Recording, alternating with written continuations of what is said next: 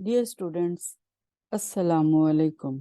मैं हूं कुलसूम मीर और आप सबको अपने चैनल बाबे उर्दू में खुश आमदीद कहती हूं। पिछली वीडियो में आपने फर्स्ट ईयर की सरमाया उर्दू किताब के दूसरे सबक का इब्तदाई निस्फ हिस्सा मुकम्मल कर किया था। आज हम उसी सबक का बकिया हिस्सा मुकम्मल करेंगे, तो आइए शुरू करते हैं। सबक नंबर 6। डियर स्टूडेंट्स, आज के सबक के आगाज से पहले मैं सबक के इब्तदाई हिस्से के अहम निकात को दोहरा देती हूँ। सर सैयद अहमद खान ने कौमी तरक्की के 4 अहम निकात गिनवाए हैं। उनमें पहला नुक्ता ये है कि कौम का हर फर्द इनफरादी लिहाज से मेहनती हो और मेहनत पर यकीन रखते हुए अपनी सलाहियतों को बरूए कार लाए। मेहनती इंसान किसी कौम के माथे का झूमर होता है। मेहनती इंसान अपनी मेहनत के जरिए अपनी ज़ात को भी फ़ायदा पहुंचाता है और कौमी तरक्की में भी मुआविन साबित होता है। दूसरी खूबी या नुक्ता मुसन्निफ ने ये बताया है कि कौम के हर फर्द में ज़ाती इज़्ज़त और वक़ार का एहसास होना चाहिए। ऐसे इंसान कौम की इज़्ज़त और वक़ार का भी ख्याल रखते हैं। बेशक वतुइज़्ज़ु मन तशाउ वतुज़िल्लु मन तशाउ बियदिकल खैर। मतलब ये है कि अल्लाह ताला की तरफ से इज़्ज़त और ज़िल्लत जो है मिलती है। जिसको चाहे अल्लाह ताला इज़्ज़त देता है, जिसको चाहे ज़िल्लत देता है, मगर हर इंसान को ज़ाती और कौमी इज़्ज़त और वक़ार को बरकरार रखने की कोशिश करनी चाहिए। तीसरी खूबी या नुक्ता सर सैयद अहमद खान ने शख्सी ईमानदारी को बताया। अगर कौम का हर फर्द अपनी जिम्मेदारियों को ईमानदारी से सरअंजाम देता है तो ये खूबी भी कौमी तरक्की का सबब बनती है, वरना कौम ज़वाल का शिकार हो जाती है। और चौथा नुक्ता उन्होंने बताया कि शख्सी हमदर्दी का जज्बा अगर कौम के हर फर्द में होगा तो तो वो कौम का भी हमदर्द होगा। यानी जो शख्स अपने अंदर लोगों की हमदर्दी का जज्बा रखता हो, वो कौम का भी हमदर्द होगा। और हमारा मज़हब दीन इस्लाम भी हमें यही सिखाता है। और बकौल किसी शायर, इंसान को इंसान से गर प्यार नहीं, इंसान को गर इंसान से गर प्यार नहीं, इंसान ही कहलाने का हकदार नहीं। और ख्वाजा मीर दर्द ने भी बहुत ही अच्छे अंदाज में कहा कि दर्द दिल के वास्ते पैदा किया इंसान को, वरना इताअत के लिए कुछ कम न थे कर रोबियां। तो ये दर्द दिल क्या है? ये इंसानों के लिए हमदर्दी का जज्बा है। उनके दुख दर्द को तकलीफ को देखकर तड़प उठने का नाम दर्द दिल है। उनकी मदद का जज्बा अपने दिल में उभारना, ये दर्द दिल है। सो उसके बाद मुसन्निफ ने बताया कि किसी कौम के ज़वाल के असबाब क्या हैं। उन्होंने कहा कि शख्सी सुस्ती और काहली जो है, ये भी कौम के ज़वाल का एक सबब है। फिर शख्सी बेइज्जती, और उसके बाद शख्सी बेईमानी और शख्सी खुदगर्जी, ये चारों जो हैं बुरी आदतें, ये कौम के ज़वाल का बायस बनती हैं। ये इंसानों के अंदर उनकी ज़ाती बुराइयां होती हैं, और ऐसे लोग जिनमें ये बुराइयां पाई जाती हैं वो इंसानी हमदर्दी से महरूम हो जाते हैं, और यही बुराइयां फिर ज़वाल का बायस बनती हैं। और कुरान पाक में इरशाद बारी ताला भी है इस सिलसिले में कि जो लोग बुराई करते हैं उनकी वजह से खुश्की और तरी में खराबी फैल गई। और उसके बाद सर सैयद अहमद खान ने कौम के तमाम वालिदैन की तवज्जो इस नुक्ते की जानिब दिलाई कि वो नौजवान नस्ल की तरबियत इस अंदाज से करें कि वो अच्छी आदत और अच्छे किरदार के इंसान बन सकें, क्योंकि हयात खुद नहीं बनती, बनाई जाती है। हयात खुद नहीं बनती, बनाई जाती है। चिराग खुद नहीं जलते, जलाए जाते हैं। تو آئیے اب بقیہ سبق کا آغاز کرتے ہیں۔ اس پیراگراف میں مصنف کہتے ہیں کہ انسان کی قومی ترقی کی نسبت ہم لوگوں کے یہ خیال ہیں کہ کوئی خضر ملے، گورنمنٹ فیاض ہو اور ہمارے سب کام کر دے۔ یعنی لوگوں کے دلوں میں، ہم سب کے دلوں میں یہ خیال بیٹھ چکا ہے کہ جو قوم کی ترقی ہے وہ کس طرح ہو سکتی ہے کہ کوئی خضر آ جائے، ٹھیک ہے، اور خضر آ جائے اور ہمارے حالات کو بدل دے، یا پھر ہماری جو حکومت ہے، ہماری جو گورنمنٹ ہے وہ اتنی فیاض ہو جائے، کا مطلب ہے کہ بہت ہی زیادہ مہربان ہم پر ہو جائے کہ بیٹھے بٹھائے ہمارے سارے کام وہ سر انجام دے دے، ہمیں خود کچھ نہ کرنا پڑے۔ اور خضر کو مصنف نے یہاں تلمیح کے طور پر استعمال کیا ہے، ان کا ذکر قرآن پاک میں آیا ہے۔ تلمیح وہ ہوتی ہے جو ایک لفظ کی مدد سے پورا واقعہ جو ہے نا آپ کے دماغ میں گھوم جائے، اور وہ لمبا چوڑا واقعہ یہاں دینے کی گنجائش نہیں ہوتی تحریر کے اندر، تو تلمیح کے ذریعے بس ایک یا دو الفاظ کے ذریعے آپ کو پورا واقعہ یاد کروا دیا جاتا ہے۔ تو قرآن پاک میں ذکر آیا ہے، لیکن ان کا نام، اس شخصیت کا نام تو وہاں پر مینشن نہیں ہوا۔ سورہ کہف کے اندر اللہ تعالیٰ نے ان کا تذکرہ کیا اور فرمایا، ان کا تعارف انہوں نے حضرت موسیٰ علیہ السلام سے ہمارا ایک بندہ کہہ کر کروایا، اور لوگوں کا قیاس ہے کہ وہ خضر حضرت خضر ہی تھے، اور ان کے بارے میں یہ کہا گیا ہے کہ وہ کوئی نبی نہیں تھے، بس اللہ کے ایک برگزیدہ نیک بندے تھے جن کو اللہ تعالیٰ نے اپنے حکم سے بے انتہا علم سے نواز رکھا تھا۔ حضرت موسیٰ علیہ السلام کو اللہ تعالیٰ نے فرمایا کہ اے موسیٰ، آپ سے زیادہ علم میں نے اپنے ایک بندے کو دے رکھا ہے۔ حضرت موسیٰ علیہ السلام نے ان سے ملنے کی خواہش کا اظہار کیا تو اللہ تعالیٰ نے فرمایا کہ دریا کے کنارے جاؤ، جس جگہ پر، جس مقام پر تمہاری مچھلی جو ہے وہ اچھل کر پانی میں جا گرے گی، وہیں پر آپ کی ان سے ملاقات ہوگی۔ تو وہ ایک پکائی ہوئی مچھلی تھی، اللہ کے حکم سے وہ اچھل کر گری، اپنے ایک ملازم کے ساتھ، اپنے ایک خادم کے ساتھ حضرت موسیٰ علیہ السلام نے سفر کیا، اور جب وہ پھر اس مقام پر پہنچے اور ان کی حضرت خضر سے ملاقات ہوئی تو اس کے بعد انہوں نے خواہش ظاہر کی کہ میں آپ کے ساتھ سفر میں ہمراہی بننا چاہتا ہوں۔ تو پھر ان کی ہمراہی میں حضرت موسیٰ علیہ السلام نے آگے سفر کیا، اور راستے میں کچھ واقعات رونما ہوئے، اور حضرت خضر نے اللہ کے حکم سے جو وہاں پر عمل کیے، حضرت موسیٰ کو بڑی حیرت ہوئی، اور وہ کہنے لگے کہ یہ آپ نے کیا کر دیا، یہ تو غلط فعل سرزد ہو گیا ہے۔ تو انہوں نے فرمایا کہ میں نے جو کچھ بھی کیا ہے میں نے اللہ کے حکم سے کیا ہے۔ 4 واقعات ہوتے ہیں۔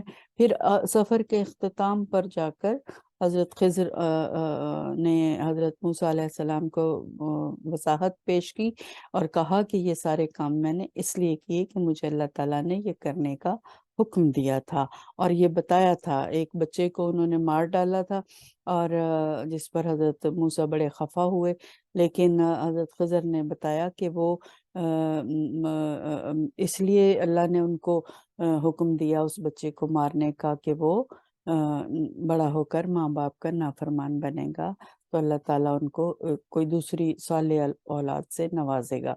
سو آپ اس واقعے کو ڈیٹیل سے سورہ کہف میں پڑھ سکتے ہیں جا کر۔ ابھی صرف یہ بتانا مقصود ہے کہ خضر کون تھے۔ اللہ کے وہ نیک اور برگزیدہ بندے تھے جن کو اللہ تعالیٰ نے بے انتہا علم سے نواز رکھا تھا۔ تو لوگ ان کو ایک رہنما بھی مانتے ہیں، راستہ دکھانے، ان کے بارے میں مختلف کہانیاں بنی ہوئی ہیں، مختلف کانسیپٹس لوگوں کے بنے ہوئے ہیں، کچھ لوگ ان کو راستہ دکھانے والا مانتے ہیں۔ بہرحال کوئی بھی خدا کی طرف سے جو غیبی مدد دینے کے لیے آ پہنچے اس کو لوگ خضر کہتے ہیں. سو انسانی شکل میں جو آ جائے اللہ کی طرف سے مدد لے کر. سو لوگوں کا خیال یہ ہے ہمارے ہاں معاشرے میں کہ انسان کی جو قومی ترقی ہے اس کے بارے میں وہ یہ سمجھتے ہیں کہ بس کوئی خضر آ جائے یا حکومت یہ کام کر دے، ہمیں خود کچھ نہ کرنا چاہے، یہ کچھ نہ کرنا پڑے. یہ صرف ایک سستی کی علامت ہے، کاہلی کی علامت ہے، اور کام سے جی چرانے کی علامت ہے. اس کے معنی یہ ہیں کہ ہر چیز ہمارے لیے کی جاوے یا کی جائے اور ہم خود نہ کریں. ٹھیک ہے، وہی بات ہوئی نا کہ محنت سے خود جی چرانا اور یہ سوچنا کہ کوئی آ کر ہمارا کام کر جائے. یہ ایسا مسئلہ ہے کہ اگر اس کو ہادی اور رہنما بنایا جائے، یعنی یہ اگر ہم اصول پکڑ کے بیٹھ جائیں کہ اسی کو اپنا رہنما بنا لیں. ہادی بھی وہی بات ہوتی ہے، ہدایت دینے والا، رہنما راستہ دکھانے والا. تو اگر ہم اسی اصول کو کہ ہم خود نہ کچھ کریں بیٹھ جائیں اور دوسروں سے توقع کریں کہ وہ آ کے ہمارا کام کریں، تو کیا ہوگا؟ تمام قوم کی دلی آزادی کو یہ برباد کر دے گا اور آدمیوں کو انسان پرست بنا دے گا. انسانوں کی لوگ پوجا کرنے لگ جائیں گے، انسانوں کو لوگ خدا ماننے لگ جائیں گے، جو کہ ایک بہت ہی غلط بات ہو جائے گی. یہ تو شرک میں شامل ہو جاتا ہے نا، کہ وہ کام جنس کے بارے میں اللہ سے رجوع کیا جاتا ہے، اللہ سے مدد مانگی جاتی ہے، اللہ سے دعائیں مانگی جاتی ہیں، اور سمجھا جاتا ہے کہ اللہ چاہے تو یہ کام کر سکتا ہے اور ہماری مدد فرما سکتا ہے. اس سلسلے میں انسانوں سے مدد مانگنا شرک میں شامل ہو جائے گا. حقیقت میں ایسا ہونا قوت کی پرستش ہے. طاقتور کو مطلب ہے کہ اپنا آقا مان لینا، اپنا پرستش اس کی کرنی شروع کر دینی، ٹھیک ہے، اور اس کو ہی اپنا ملجا مان لینا، اسی کو اپنا معاون مان لینا، یہ اسی کو سمجھنا کہ یہ ہمارا کارساز ہے. انسانوں کی پرستش ہو گئی یا طاقتور جو لوگ ہیں ان کی پرستش ہو گئی، قوت کی پرستش ہو گئی، قوت کی پوجا کرنا شروع ہو گیا انسان، جو کہ غلط بات ہے. اور اس کے نتائج جو ہیں وہ کیا ہوں گے؟ انسان کو ایسا ہی حقیر بنا دیتے ہیں جیسے کہ صرف دولت کی پرستش سے انسان حقیر اور ذلیل ہو جاتا ہے. جو لوگ دولت کی ہی پوجا کرتے ہیں، دولت کو ہی اپنا سب کچھ مانتے ہیں، وہ در حقیقت ذلیل لوگ ہو جاتے ہیں اور وہ حقیر لوگ بن جاتے ہیں. ان کی معاشرے میں عزت کوئی نہیں ہوتی. دولت کو اپنا خدا ماننا کوئی اچھی بات نہیں ہے، یہ برائی ہے. ٹھیک ہے، دولت کی انسان کو ضرورت ضرور ہوتی ہے، جائز ذرائع سے دولت کو کمانے کا حکم ہے اور حلال طریقوں سے کمانے کا حکم ہے، محنت سے کمانے کا حکم ہے، اور اس مال و دولت کو اللہ کی راہ میں خرچ کرنے کا حکم ہے، اور اللہ کی مخلوق پر ان کے فائدے کے لیے خرچ کرنے کا حکم ہے، ان کی فلاح و بہبود میں خرچ کرنے کا حکم ہے. ان کو اپنے پاس دولت کو اپنے پاس جمع کر کے رکھنے کا حکم نہیں دیا گیا ہے. ہمارے مذہب میں یعنی کہ قرآن جو ہمارا ہادی کتاب ہے، ہمیں ہدایت دینے والی کتاب ہے، اس کتاب میں اللہ تعالیٰ کے جو فرمان بتائے گئے ہیں، جو احکامات اللہ نے دیے ہیں، وہ یہی ہیں کہ حلال اور جائز طریقوں سے محنت کر کے دولت کمائی جائے، حرام طریقے اختیار نہ کیے جائیں. آگے پھر وضاحت اللہ کے نبی نے کر دی کہ کیا طریقے حرام ہیں اور کیا طریقے حلال ہیں. سچا مسئلہ اور نہایت مضبوط مسئلہ کون سا ہے؟ جس سے زیادہ دنیا کی معزز قوموں نے، دنیا کی یعنی کہ بہت زیادہ جو قومیں معزز ہو کے گزری ہیں، انہوں نے عزت پائی ہے. معزز ہے ہی وہ جس کو عزت ملتی ہے. سو دنیا میں جن قوموں کو عزت ملی، معزز بنی، انہوں نے جس اصول کو اپنایا، جس مسئلے کو اپنایا، یا جس कायदे को अपनाया मजबूती से, वो क्या था? वो ये था कि वो अपनी मदद आप करना था, आप अपनी आप मदद करना। इसको उन्होंने अपनाया, उन्होंने इसको समझा और इस पर अमल किया, इसलिए उनको इज्जत मिली। जिस वक्त लोग इसको अच्छी तरह समझेंगे और काम में लावेंगे यानी कि उसको अप्लाई करेंगे, उसको उस पर अमल दरामद करेंगे, तो फिर खिज़र को ढूंढना भूल जाएंगे। फिर उनको किसी गैबी ताकत के आने का इंतजार नहीं करना पड़ेगा, बल्कि वो अपनी मेहनत से, अपने जोरे बाजू से अपनी हर मुश्किल को हल कर लेंगे। औरों पर भरोसे से और अपनी मदद आप, अपनी मदद आप, ये दो जो कायदे हैं, ये दो जो उसूल हैं। एक कायदा ये कि अगर हम इस पर चल पड़ें कि औरों पर भरोसा करके बैठ जाएं, दूसरा कायदा या असूल ये कि अपनी मदद आप करना शुरू कर दें। ये दो ऐसे असूल हैं जो एक दूसरे के बिल्कुल मुखालिफ हैं। पिछला इंसान की बदियों को बर्बाद करता है और पहला खुद इंसान को बर्बाद करता है। पहला ये है औरों पर भरोसा करना, तो ये पहला जो असूल है औरों पर भरोसा करने वाला, ये तो इंसान को बर्बाद ही करके रख देता है। उसकी सारी सलाहियतें खत्म हो चुकी होती हैं जब वो बैठ जाता है हाथ पे हाथ धर के, खुद कुछ करने के लिए आमादा नहीं होता। अल्लाह ताला को याद रखें आपके, अल्लाह ताला ने इंसान को सलाहियतें देकर पैदा किया है। जरूरत किस बात की होती है कि वो पहचाने अपनी उन सलाहियतों को और उनको बरूए कार लाए,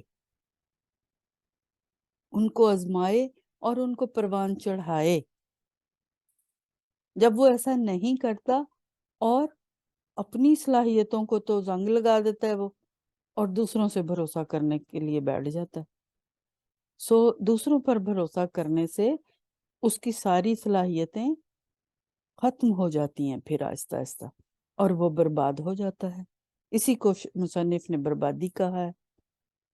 इंसान को बर्बाद कर देती है ये चीज, औरों पर भरोसा करना। और जो दूसरा असूल, पिछला असूल यानी बाद वाला, अपनी मदद आप करने वाला, ये इंसान को तो संवार देता है लेकिन उसके अंदर जो बुराइयां हैं उनको खत्म कर देता है, उनको बर्बाद कर देता है। तो इस लिहाज से ये दोनों मुखालिफ चीजें हैं, ऑपोजिट चीजें हैं दोनों। असूल जो हैं ये दोनों एक दूसरे के मुखालिफ इस लिहाज से हैं। तो बेहतर कौन सा हुआ? बेहतर तो ये है, अपनी मदद आप करने वाला असूल जो है ये बेहतर है, और इसी को अपनाना चाहिए हर इंसान को। कौमी इंतज़ाम या उम्दा कवानीन के इजरा की ख्वाहिश, ये भी एक कदीमी गलत ख्याल है। कदीमी पुराना यानी जो कौम का इंतज़ाम, निज़ाम हुकूमत जो होता है वो चलाने के लिए जो उम्दा कवानीन बनाए जाते हैं, इनका इजरा जारी करना, बस ये ख्वाहिश हो कि ऐसे कवानीन बना दिए जाएं, जारी कर दिए जाएं जिससे कौम जो है वो तरक्की करने लग जाए। सिर्फ कवानीन के बन जाने से ही कौम तरक्की नहीं करती। मुसन्निफ कहते हैं ये गलत ख्याल है। सच्चा असूल वो है जो विलियम ड्रैगन ने डबलिन की नुमाइशगाह दस्तकारी में कहा था, जो एक बड़ा खैर खा आयरलैंड का था। यहाँ जो जिक्र किया है एक स्कॉलर का, मुसन्निफ ने, विलियम ड्रैगन उसका नाम था। ये आयरलैंड का एक रोशन ख्याल मुफक्कर और मुस्लिह था। इंग्लैंड की एक स्टेट है आयरलैंड, जिसने आज़ादी के लिए मेहनत को लाजिम मलजूम करार दिया था। उसने कहा, यहाँ पर वो अल्फाज विलियम ड्रैगन के कोट किए गए हैं। उसने कहा कि जिस वक्त मैं आज़ादी का लफ्ज़ सुनता हूँ उसी वक्त मुझको मेरा मुल्क और मेरे शहर के बाशिंदे याद आते हैं।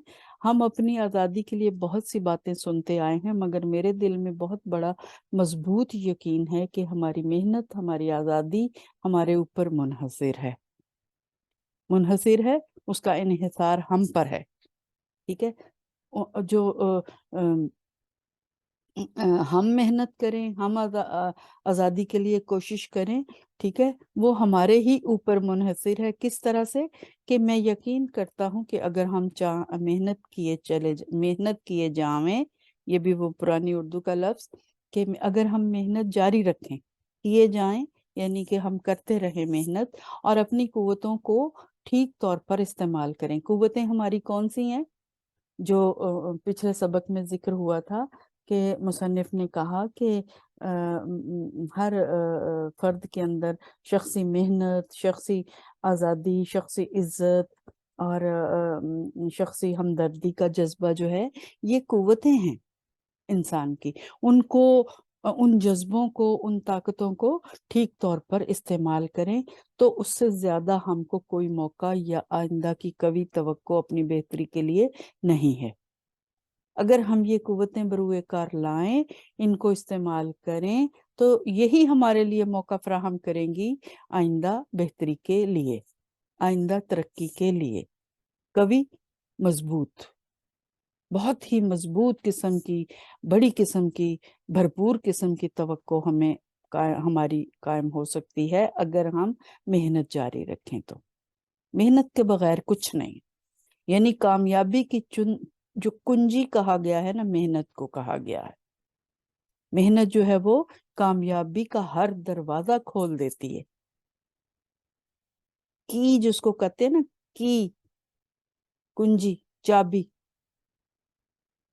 तो मेहनत की चाबी जो है, वो कुंजी जो है, वो सॉरी, कामयाबी की जो कुंजी है या कामयाबी की जो चाबी है, वो मेहनत है।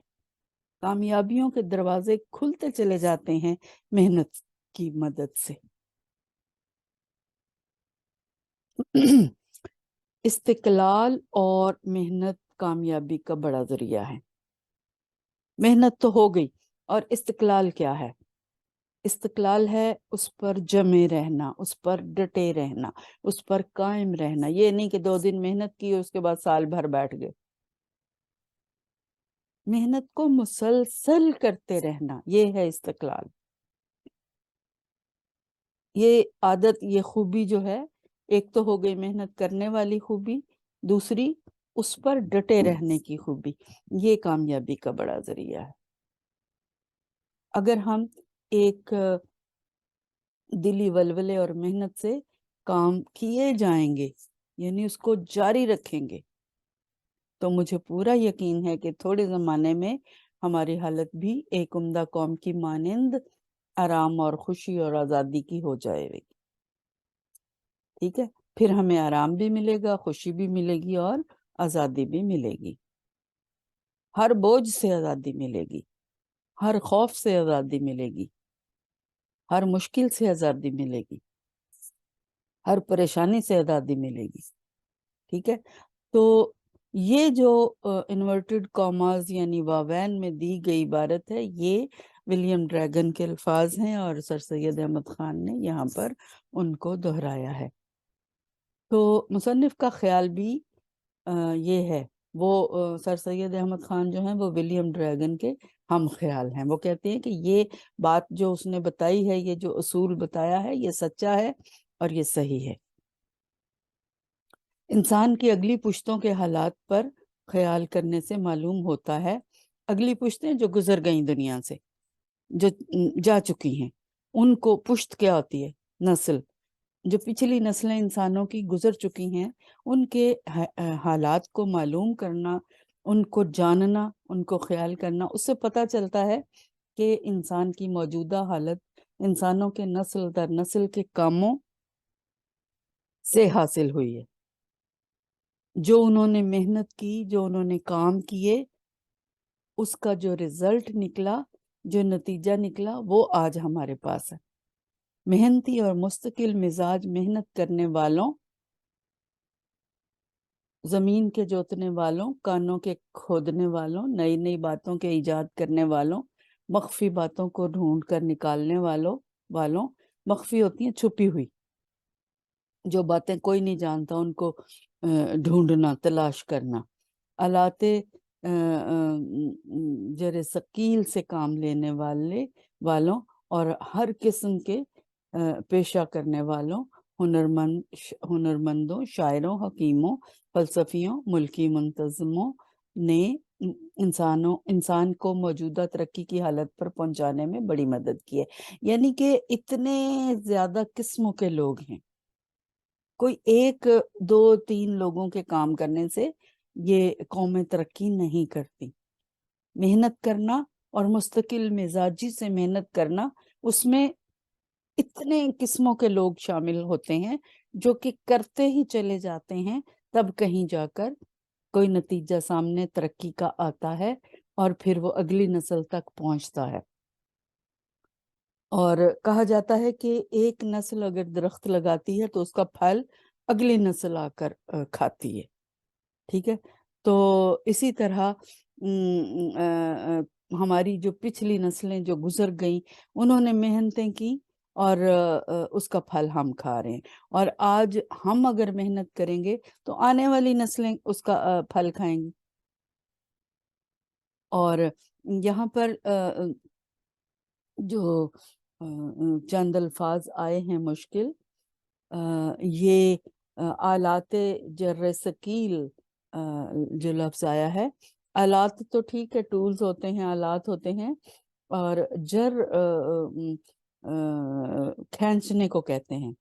तो जर्र सकील बोझ को खींचना, तो ऐसे आलात जो भारी बोझ को खींचने के काम आते हैं। मुख्तलिफ मशीनें हैं, ठीक है, और उन मशीनों को चलाने वाले, उनसे काम लेने वाले बेशुमार किस्म के आलात इंसानों ने इजाद किए हैं।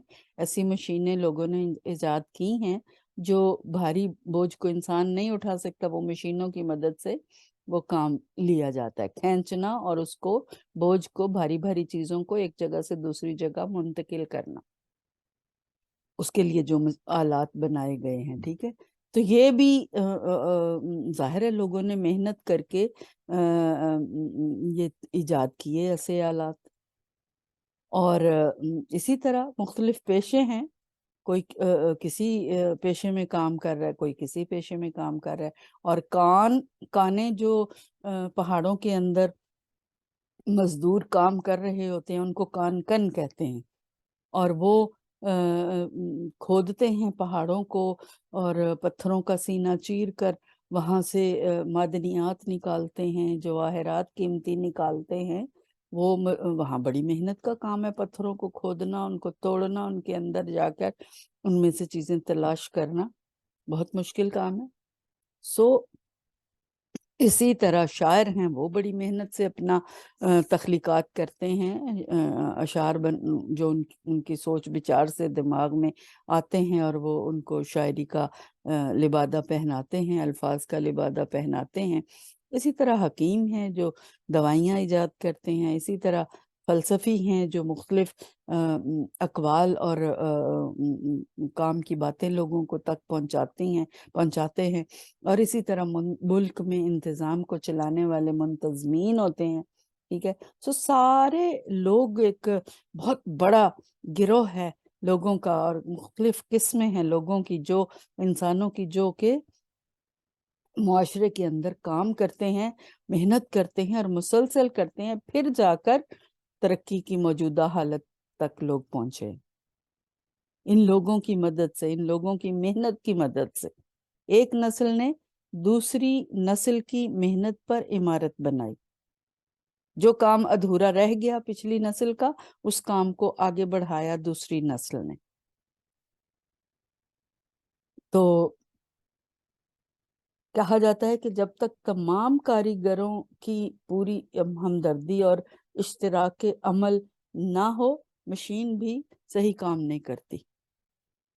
पहले तो लोग, मशीन बनाने वाले वो लोग हैं जिन्होंने मेहनतों से मशीनें बनाई, फिर वो लोग जो मशीन को चला रहे हैं।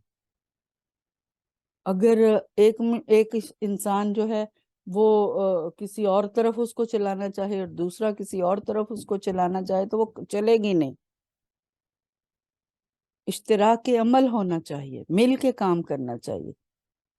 अगर ऐसा किया जाए तो ही मशीनों से भी हम सही काम ले सकते हैं। एक नस्ल ने दूसरी नस्ल की मेहनत पर इमारत बनाई, यानी कि उसके काम को आगे बढ़ाया और उसको एक आला दर्जे पर पहुंचाया। इस तरह नस्लों के ताउन से कौमें तरक्की करती हैं। उन उम्दा कारीगरों से जो तहजीब व शाइस्तगी की इमारत के मामार हैं। मामार होता है बनाने वाला, इमारत को बनाने वाला। तहजीब और शाइस्तगी, अगर हम इसको एक इमारत समझ लें, यहाँ मुसन्निफ ने तहजीब और शाइस्तगी को एक इमारत से तशबीह दी है कि अगर हम इसको समझें, तहजीब जो कि ज़िंदगी गुजारने के तरीके होते हैं उनको तहजीब कहा जाता है, और शाइस्तगी के अच्छे तरीके से, उम्दगी से, अच्छी आदत व अतवार ज़िंदगी गुजारने की जो हैं, उनको अगर हम एक इमारत ख्याल कर लें तो इमारत को बनाने वाला मामार होता है। ठीक है, तो मामार कौन है? वो उम्दा कारीगर जिन्होंने लगातार एक दूसरे के बाद होने से मेहनत, इल्म और हुनर, मेहनत और इल्म और हुनर में जो एक बेतरतीबी की हालत में थी, एक तरतीब पैदा हुई है। वो जो ये सारे काम करते रहे, उन्होंने बेहतरी पैदा की। उस इमारत को बनाने वाले जो लोग थे, उन्होंने लगातार मेहनत की और अपने इल्म और अपने हुनर की मदद से जो कि पहले बेतरतीब था, उसमें एक तरतीब पैदा हुई। फिर रफ्ता रफ्ता क्या हुआ कि नेचर की गर्दिश ने, वक्त की गर्दिश भी कह सकते हैं, नेचर की गर्दिश भी कह सकते हैं, हालात की गर्दिश भी कह सकते हैं, यानी ज़माने की गर्दिश भी कह सकते हैं। मुख्तलिफ अल्फाज हैं जो एक ही मकसद के लिए इस्तेमाल होते हैं। वक्त आगे बढ़ता रहता है, उसको कहते हैं वक्त की गर्दिश। वक्त का पहिया कभी नहीं रुकता, वक्त की गर्दिश कभी नहीं रुकती, यानी कि वक्त तो गुजरता ही चला जाता है, वक्त तो आगे बढ़ता ही चला जाता है। तो वक्त के गुजरने के साथ साथ क्या हुआ, मौजूदा नस्ल को उस जरखेज और बेबहा जायदाद का वारिस किया है।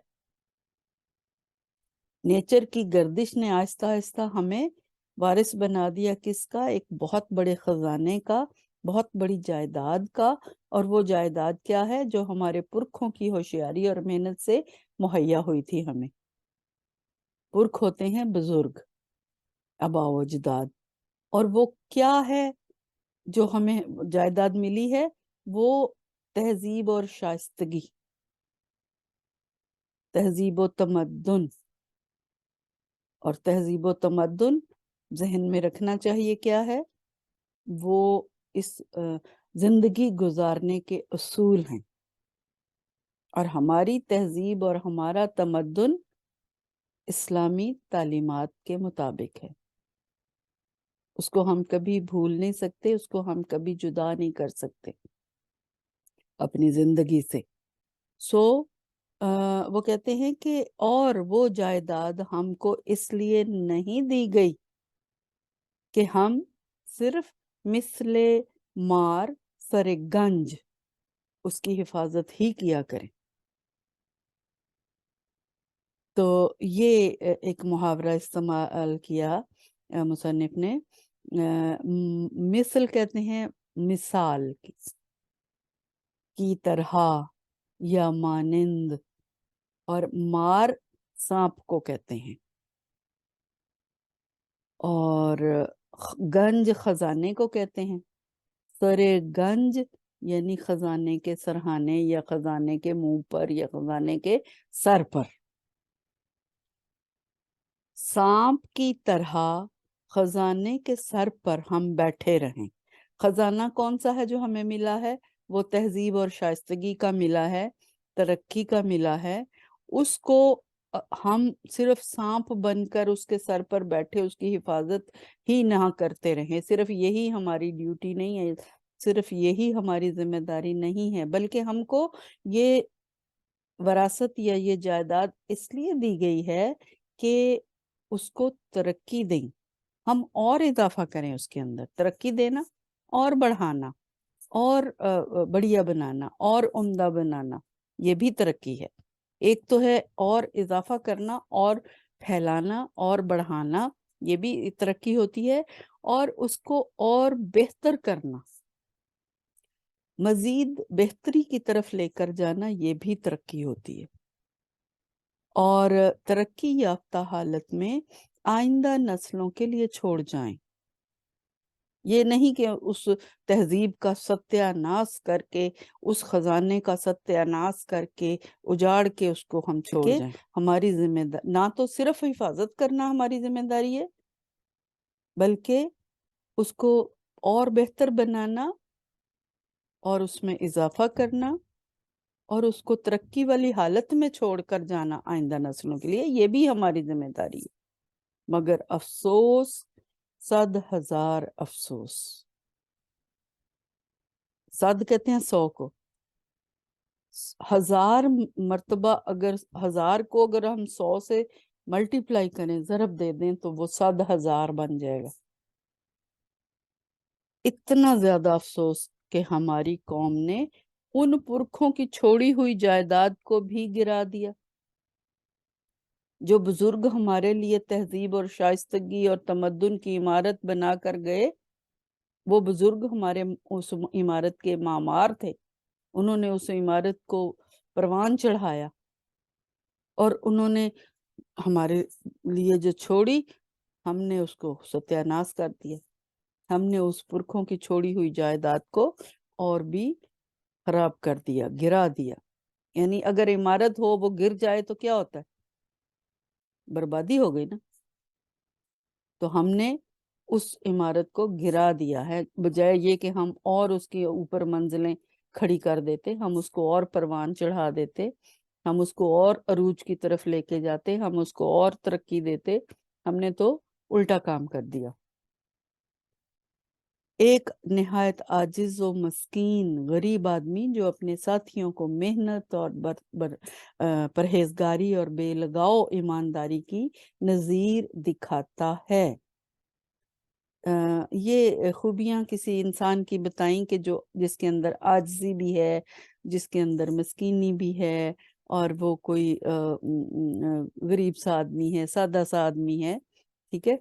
ایسے لوگوں کو لوگ ایسے بیچارگی کی نظر سے دیکھتے ہیں، لیکن اس کا جو کردار ہے وہ عمدہ ہے، جو اپنے ساتھیوں کی محنت اور پرہیزگاری اور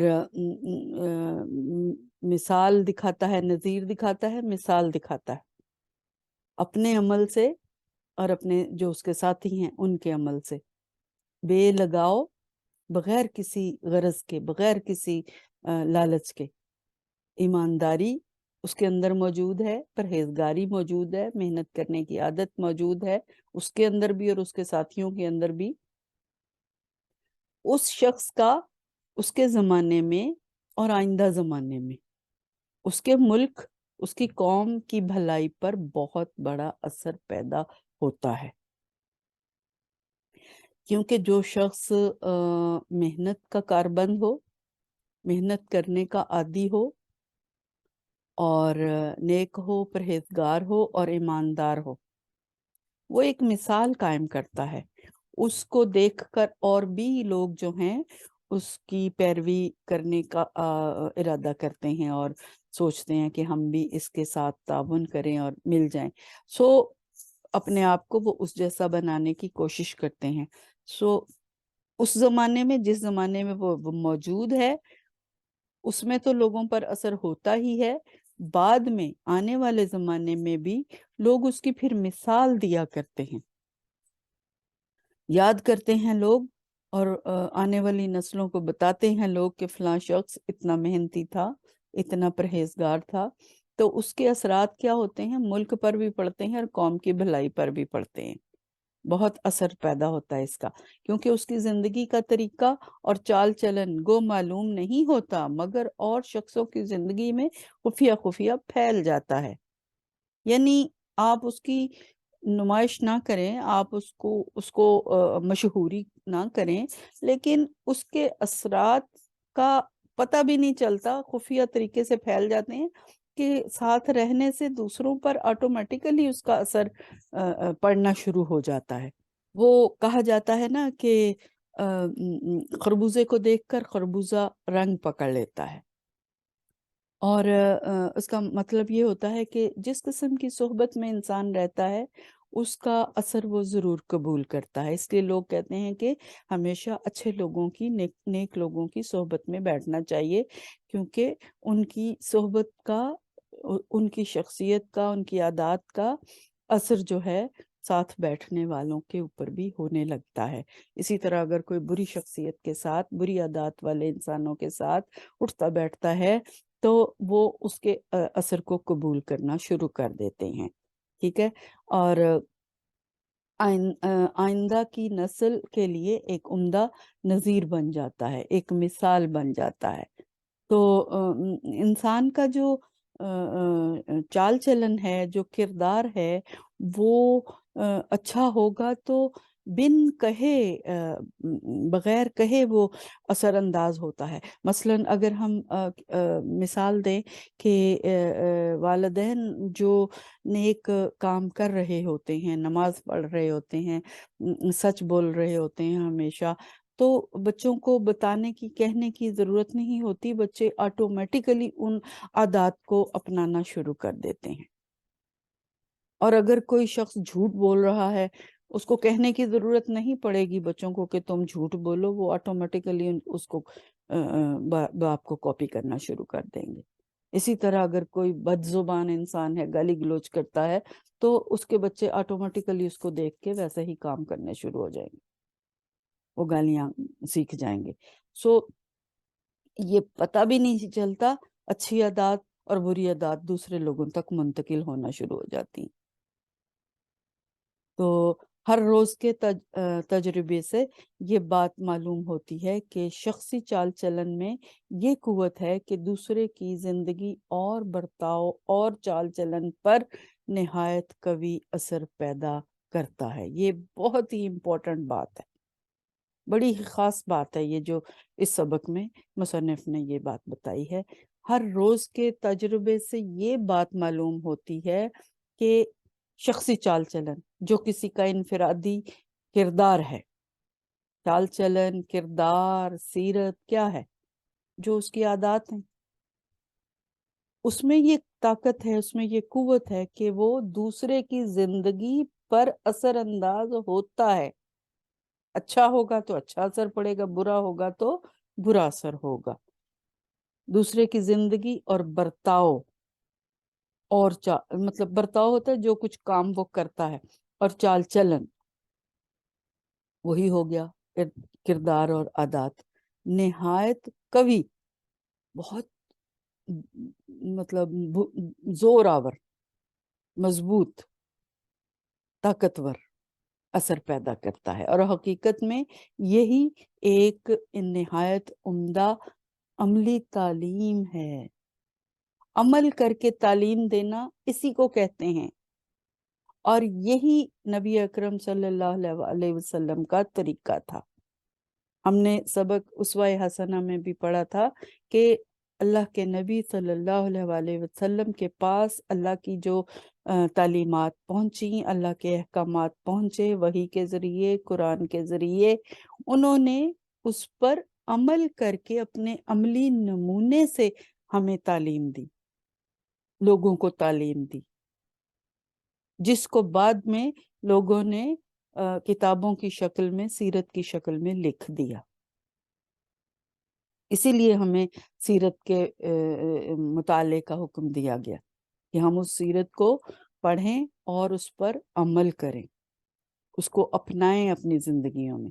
تو والدین کی جو زندگی ہے، ان کا جو عملی نمونہ ہے، ان کی عادات، ان کی حرکات، ان کے سارے عمل، وہ اولاد تک آٹومیٹیکلی منتقل ہوتے چلے جاتے ہیں، خود بخود۔ اس لیے اچھے چال چلن کی جو تصویر ہے بچے کے سامنے، اچھی سامنے آئے گی، اور برے چال چلن کی بری آئے گی سامنے۔ سو اس کا جو رنگ چڑھے گا اولاد پر، اس عمل کا، وہ اگر اچھا عمل ہے تو اولاد پر اچھا رنگ چڑھے گا، اور اگر برا عمل ہے تو اولاد پر برا عمل چڑھے گا۔ تو یہ جو چال چلن ہے انسان کا، شخصی چال چلن، یعنی اس کا کردار ہی اسے اشرف المخلوقات کے درجے پر فائز کرتا ہے۔ انسان کی معاشرے میں عزت ہوتی ہے اور اس میں اعتماد اور بھروسہ پیدا ہوتا ہے۔ اور کسی فلاسفر کے بقول، وہ اعتماد جس سے پہاڑوں کو اپنی جگہ سے ہٹایا جا سکتا ہے، وہ انسان کا اپنی ذات پر بھروسہ ہے۔ جو انسان جو ہے وہ اشرف المخلوقات اللہ نے پیدا کیا، اس کو بے شمار مخلوقات ہیں اللہ تعالیٰ کی پیدا کردہ، مگر انسان کو سب سے افضل، سب سے بہتر بنایا ہے۔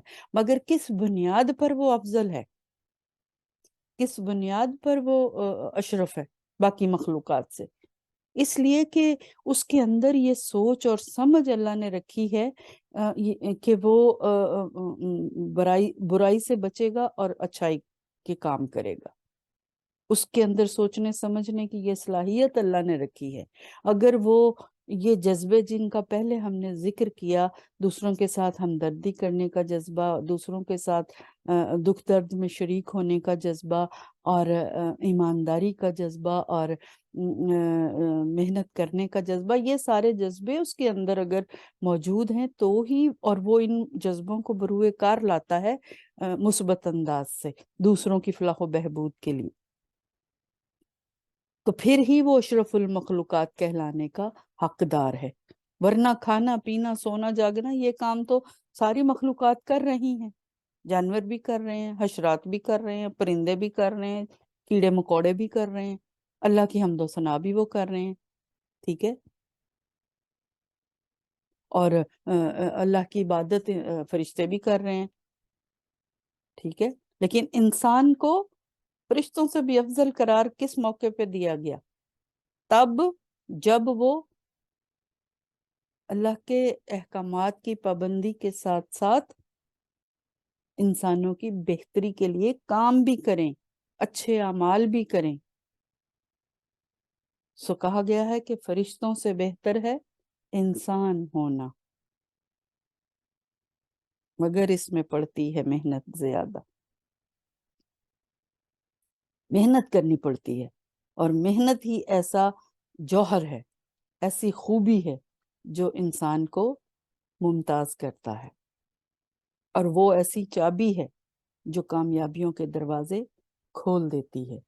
اور پھر آخری پیراگراف میں مصنف کہتے ہیں کہ یہ علم وہ علم ہے جو انسان کو انسان بناتا ہے۔ اسی علم سے عمل، چال چلن،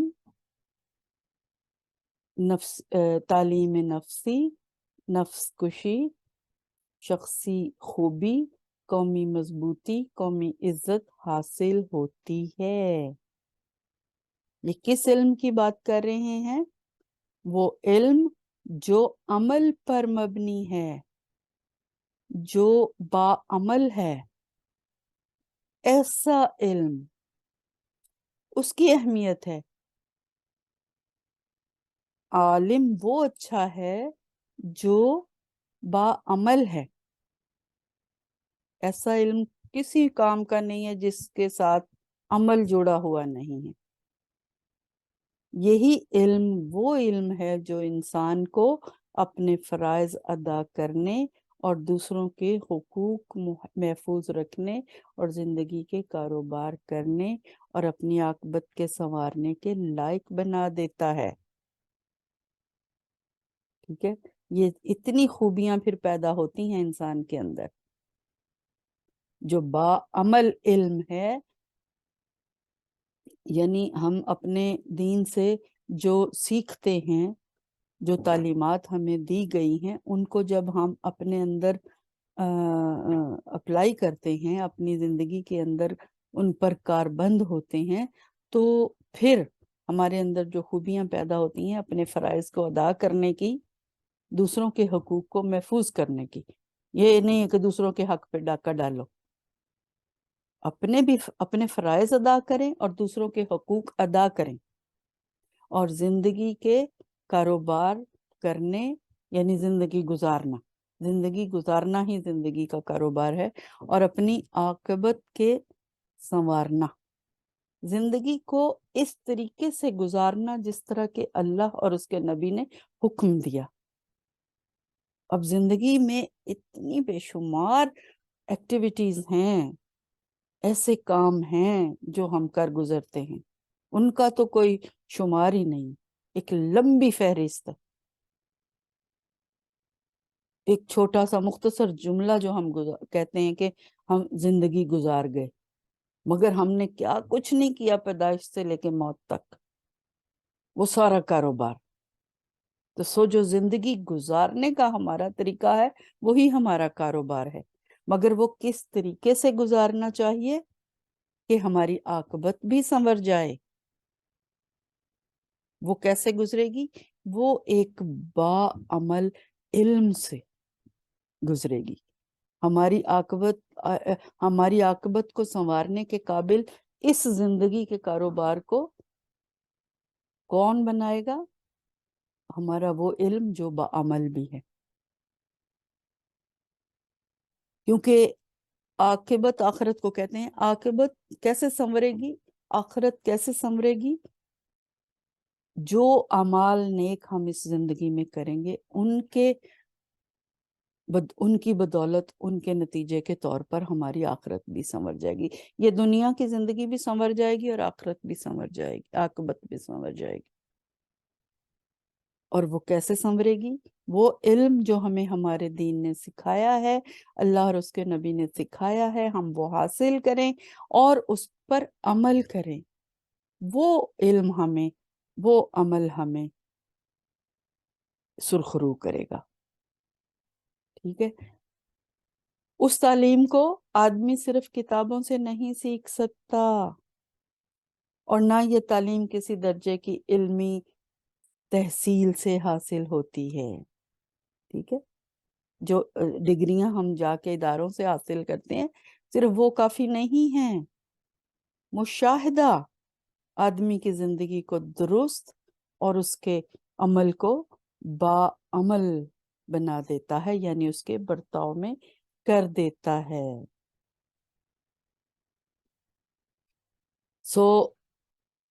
بچہ جو پیدا ہوتا ہے وہ ابھی جب بول بھی نہیں سک رہا ہوتا تو وہ کیا کرتا ہے؟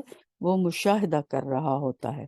مشاہدہ کرنا، غور سے دیکھنا، اور آبزرویشن کو مشاہدہ کہا جاتا ہے۔ مشاہدہ کرنا، اور مشاہدہ کر کے وہ بچہ آٹومیٹیکلی سیکھتا چلا جاتا ہے، سمجھتا چلا جاتا ہے، اور بہت سی چیزیں وہ سیکھ جاتا ہے۔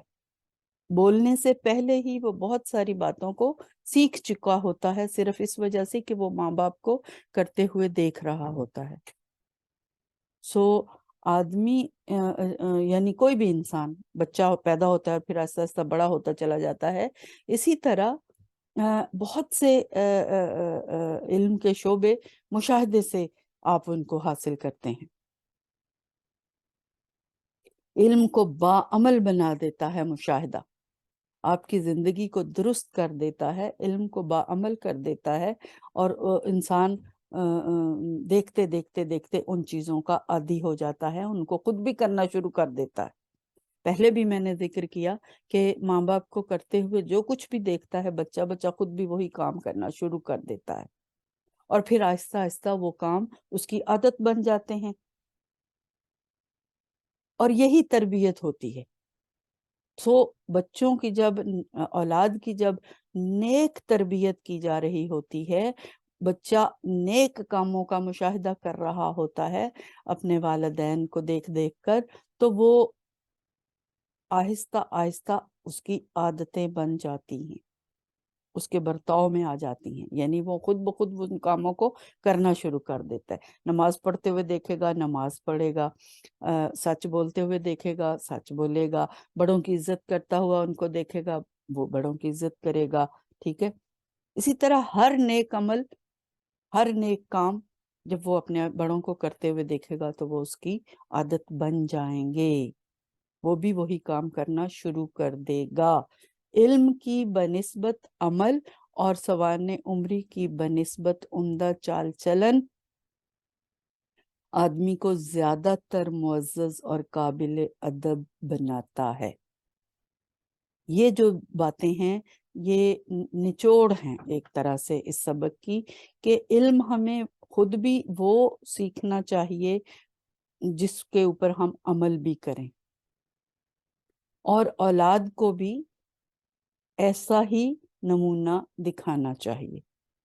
खाली इल्म से इंसान के अंदर दुरुस्ती पैदा नहीं होती, अमल के साथ इल्म से बेहतर दोनों, ये नहीं कि इल्म हासिल नहीं करना चाहिए, इल्म की अहमियत नहीं है, ऐसी बात नहीं है।